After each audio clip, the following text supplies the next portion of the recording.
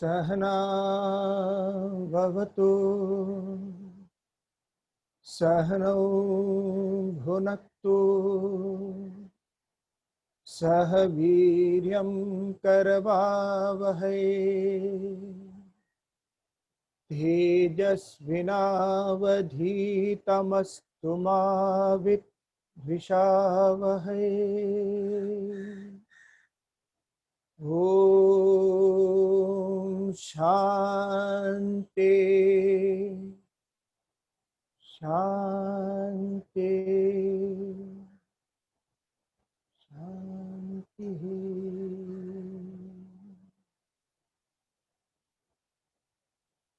प्रातः स्मरामि हृदि संस्फुरदात्मतत्त्वम् सच्चित् सुखं परमहं सगतिं तुरीयम् यत् स्वप्नजागर सुषुप्तमवेति नित्यम् तद्ब्रह्म निष्कलमहं न च भूतसङ्गः तपोभिक्षीणपापानां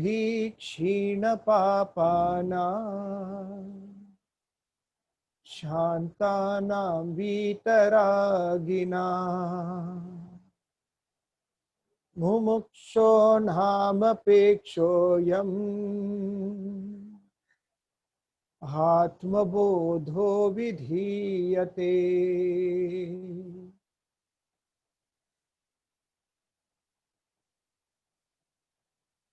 So we are continuing from last time's topic, assuming these 4-5 months of Bandh you have used it productively, assuming that you have heard the lectures. It's a big assumption we'll do now, is you have already finished your karma yoga, selfless activities without any egocentric desires. Bhakti yoga, full of passion, any activity taken up with complete passion. Jnana yoga, knowing which direction the activity should take you. You have completed all this. Nitya, Nitya. What is eternal, I will follow. What is not eternal, I will not touch. Then we reached a state of Uparati, where now there is a general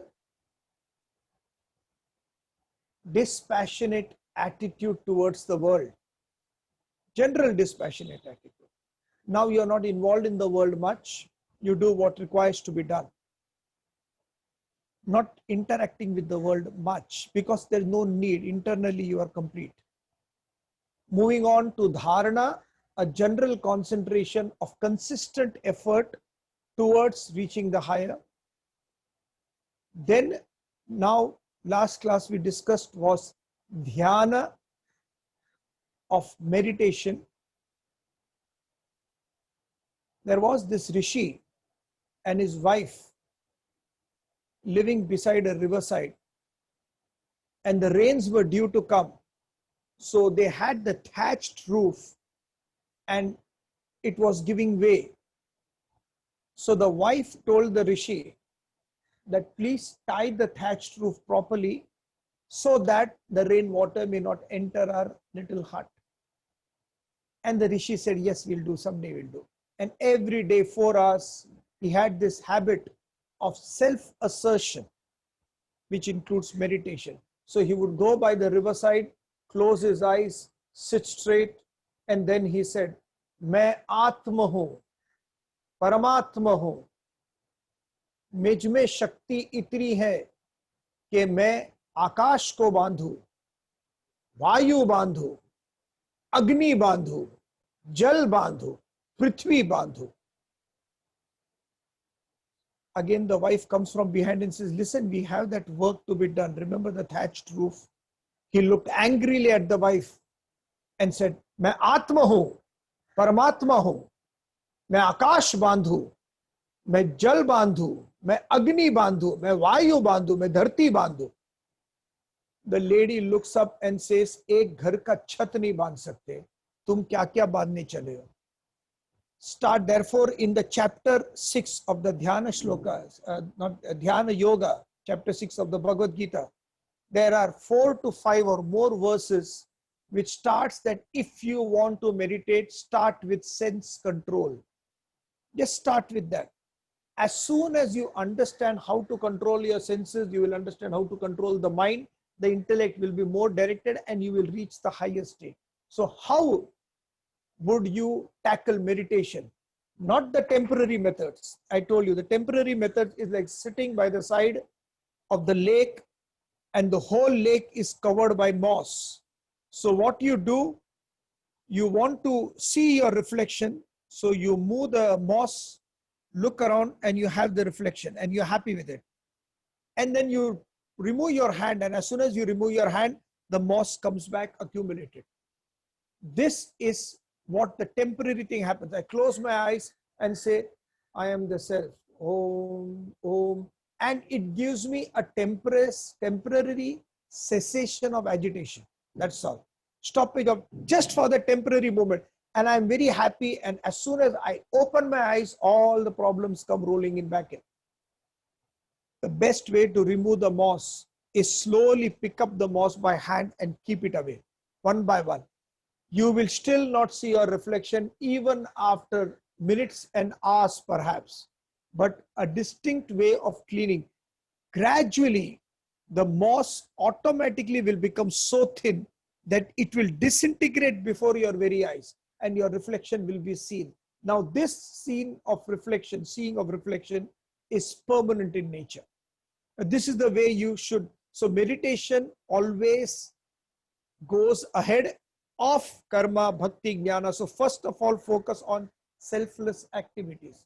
I have not seen a single god, including Krishna, sitting in meditation. But there are books now which I have seen Krishna also sitting in meditation, because the people who teach those kinds of studies, they themselves are meditating. So it's become a shortcut. What is true meditation? When the desires have gone down, when the agitations have ebbed, mind is not going anywhere, hardly a few desires are there.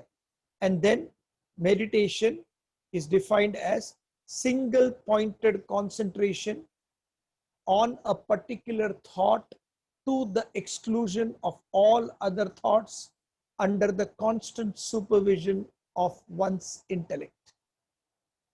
So the intellect is constantly aware and it's pushing you towards that thought, constantly thinking, Om, Om. Now, how do you, so once you reach that state, there are procedural details. You sit with your, in Padmasana, if you can't do Padmasana, have a Sukhasana, sit properly, back straight, with slowly bend towards your pelvic region, close your eyes, your head, neck and back all in one erect, slightly bent towards the forward, and then start chanting Om.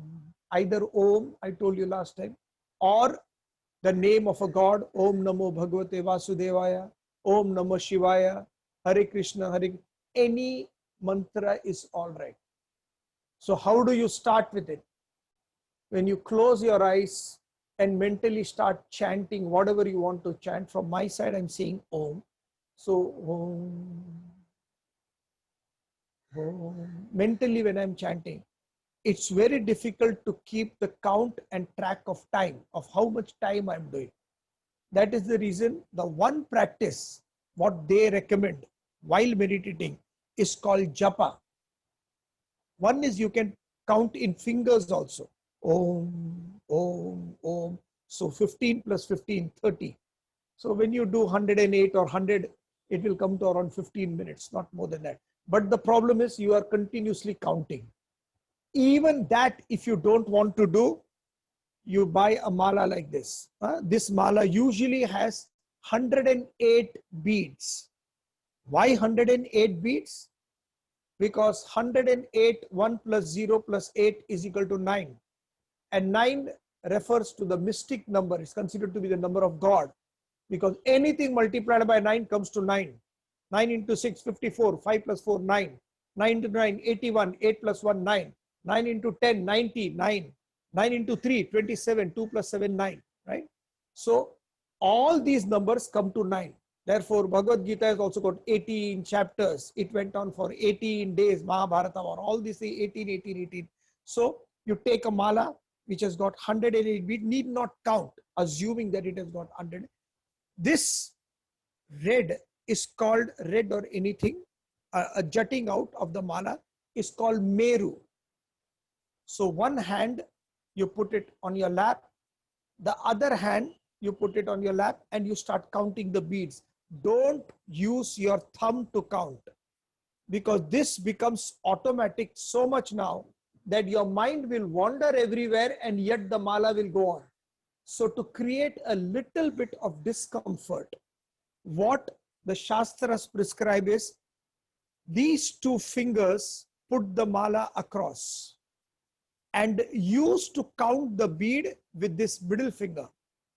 So, Om, Om, Om, Om. This is the way you count. Then you rotate the whole thing with your eyes closed. You don't need to count how many number, because as it comes, you will suddenly reach the Meru. Okay, the end. As soon as this comes, you can close your eyes, rotate it again, put the same format and start counting. So some people say you have to do this both sides. If you do, it is called one mala. So you have to do at least 3 malas minimum every day. 3 malas, because what 3 malas means approximately 2 hours. So what the 2 hours happens? Nothing in the world is entering your head except the chant of Om or the name of a god, Shiva or Rama, Chanchala Mananita Ram Japakar. So you can say Rama, Tulsidas used to say Ram, Ram, Ram, or you can. So this count of japa, slowly, eventually what will happen is mala will not be needed. Now you don't need anything external to become meditative. Now wherever you are sitting, open eyes or close eyes, you are already in a meditative state. Meditative state in the sense, nothing in the world disturbs you anymore. You understand the world's pithiness and don't take it seriously. So it doesn't disturb you anymore. You just close your eyes and sit. Open your eyes and walk around. But you are not bothered by the world. This attitude is very important. This, as soon as you reach this state, something wonderful happens. In Bhagavad Gita, chapter 2, verse 53, there is a concept which is called the drama of realization. The drama of realization is where mind is defined as a flow of thoughts. Mind is defined as a flow of thoughts. Good, bad, right, wrong. The intellect is defined as supervising these thoughts. So it identifies this is right, this is wrong, this is day, this is night. All it keeps on distinguishing between two pairs of opposites. So the mind, because of non-agitation, because of your selfless activities, has come to a state where it is just a trickle of thoughts. It's just going. When the trickle is gone, you start chanting. Om. So the mind is chanting now. Okay? Om.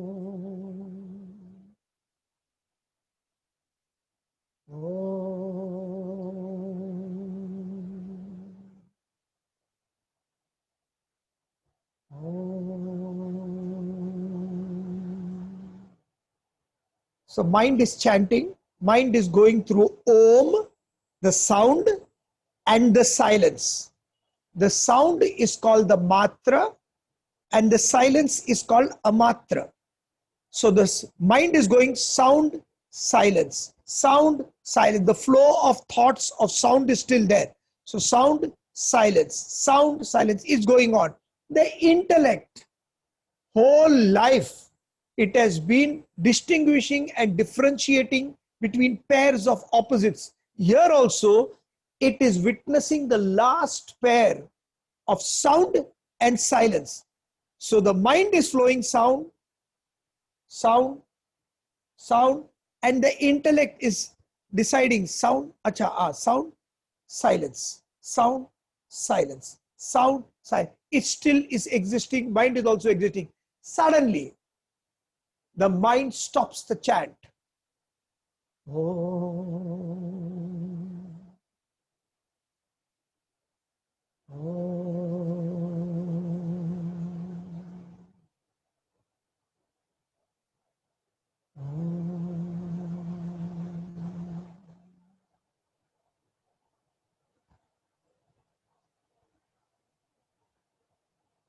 Now there is silence. When there is silence, the definition of mind is it is the flow of thoughts.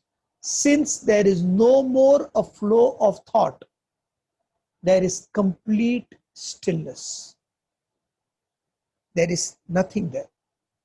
When there is complete stillness, for the first time in its life, the intellect, the police person does not know what to do. Because for the first time in its life, something has happened which has never happened before. The mind has ceased to exist. There is no differences and differentiations and judgment about what this is and what that is, because this and that has disappeared. The mind ceases to exist. Looking that the mind ceases to exist, the robber ceases to exist, the policeman is not needed. The intellect is completely perplexed and doesn't know what to do. And in that attitude, even the intellect disappears. For the first time in an individual's life, the mind has completely gone silent. The intellect has nowhere to go and it disappears. And during that time, it is said, you are propelled from individuality to the next step of totality. You experience extreme stillness, calmness. You are not bothered about anything anymore. Your mind has gone into a different plane of existence. You have left this plane of existence.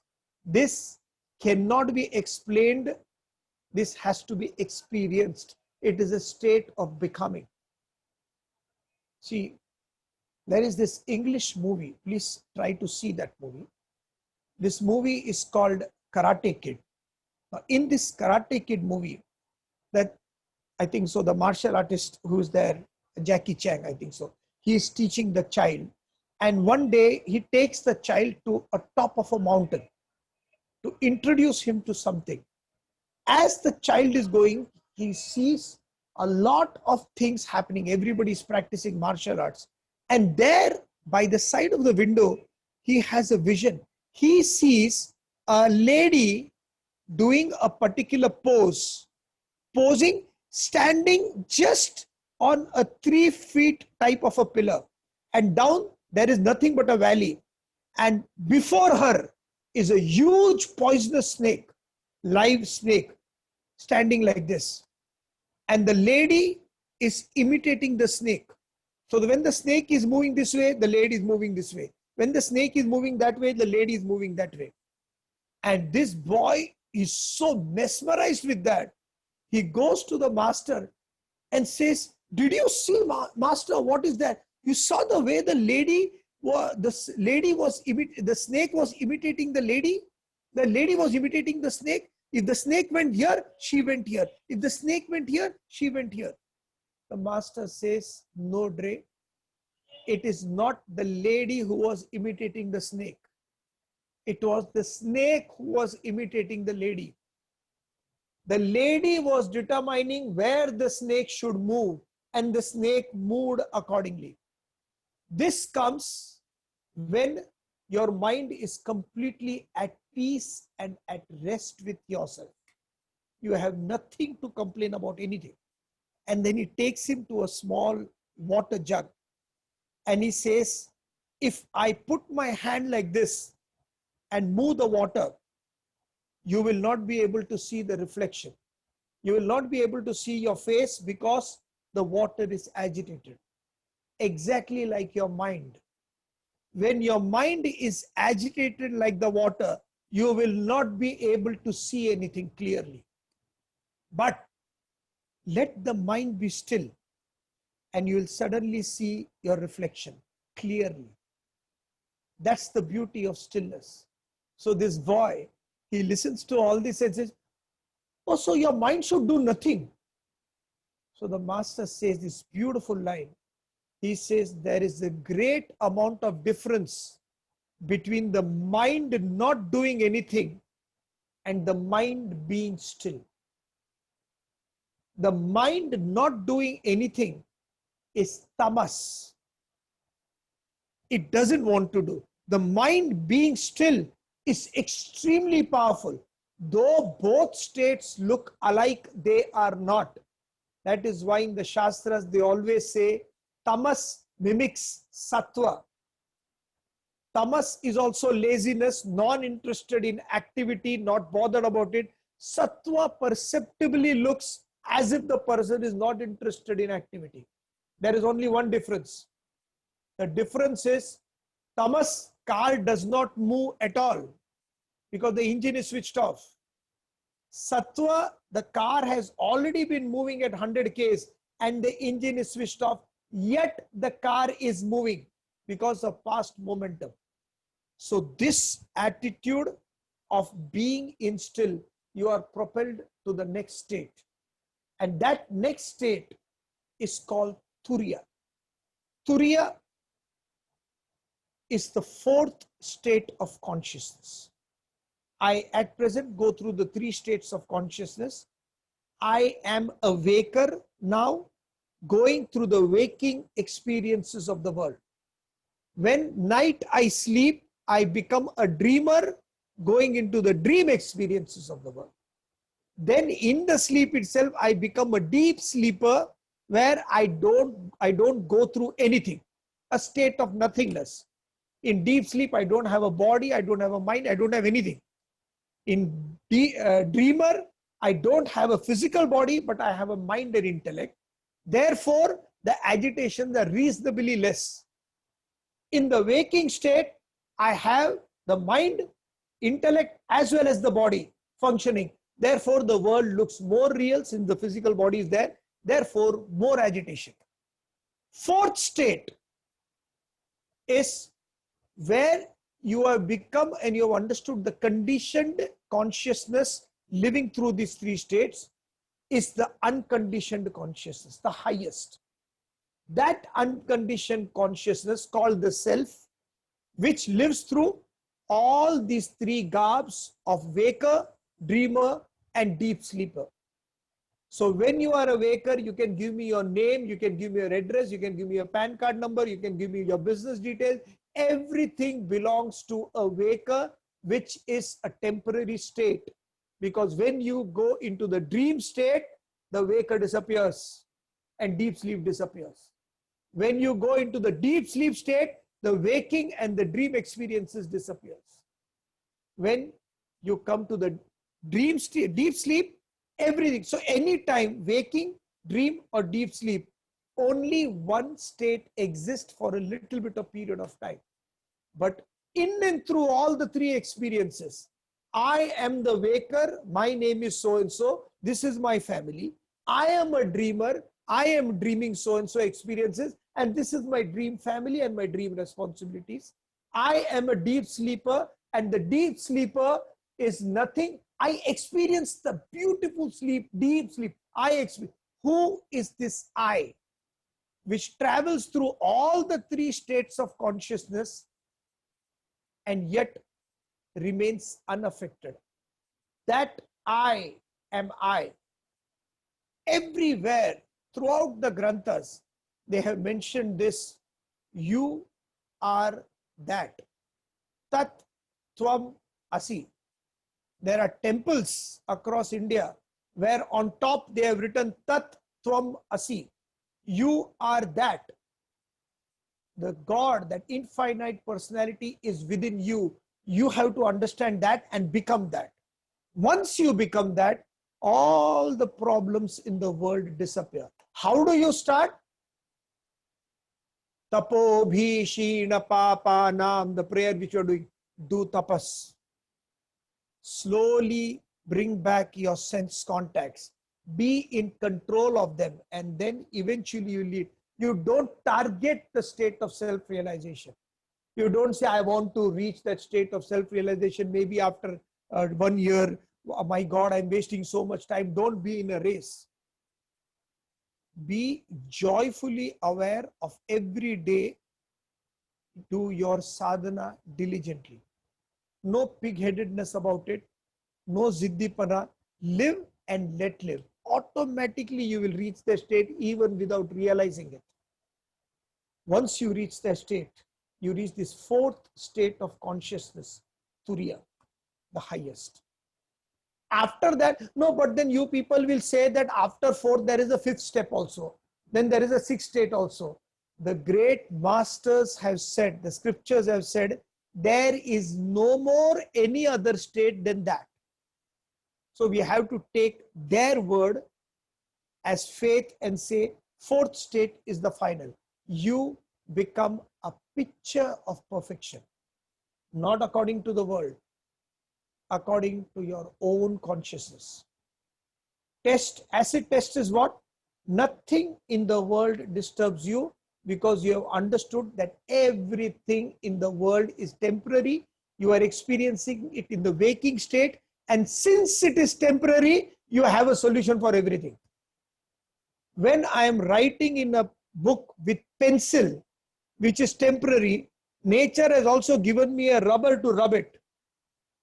But if I see the writing and say, this is the way it is supposed to be done, rubber is there, but you don't do anything.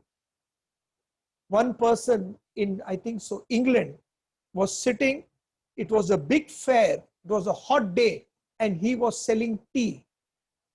I don't remember the person's name. And nobody was there in the shop because in the hot day, who wants to have a cup of tea? Everybody was enjoying their colas, soft drinks. So what this person did, he took the whole can of tea, put a little bit of sugar, put a lot of ice, and there started the iced tea. And it became a hit. Nature gives you a lemon. Either you sit and cry that why did this lemon come, or be intelligent enough to add a little bit of water and make lemonade. The choice of whether to get agitated or whether to be peaceful is completely in your hands. It has nothing to do with anybody.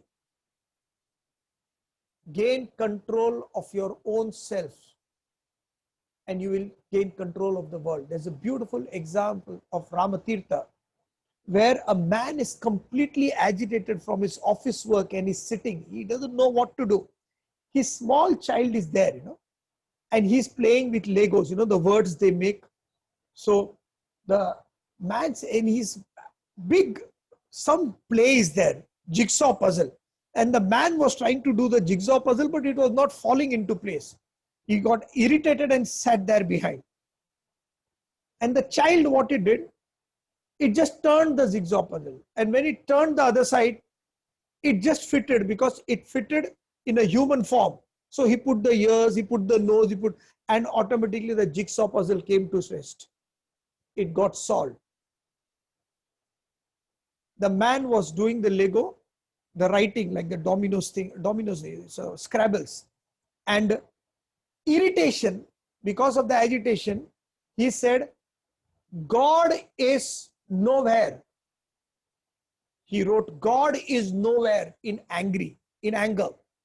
The child looked at that and child could not understand this where and all is a pretty big word. So he knew only 4 alphabets. So what he did, he just removed the W of where and put it by the side of NO. No. So God is nowhere became God is now here. God is nowhere. You shift that W and it comes to God is now here. You see that Almighty presence everywhere. Your world changes, your perception of the world changes, and you move into entirely a different plane of existence. We'll conclude the whole concept what we did till now We did the fourth stage. Also, Samadhi, I'll just explain to you next class. So next class, we'll do something a little different. We have been doing Yoga Vasistha, then independent talks. Now we'll probably go to Bhagavad Gita or some other text. Those who have any preference, please let me know, but we'll go for the Bhagavad Gita. Next class will be devoted to question and answers. So please, you can give me message. You have my number. You give me message and ask me questions. I will tabulate those questions and then give you answer. I will not naturally name who asked the question and all. It's immaterial. So I'll read the question and then we'll answer accordingly. As I answer, you see the reference of what is the answer is in your head. If it matches, then probably we are in the right path. Thank you very much. Oh.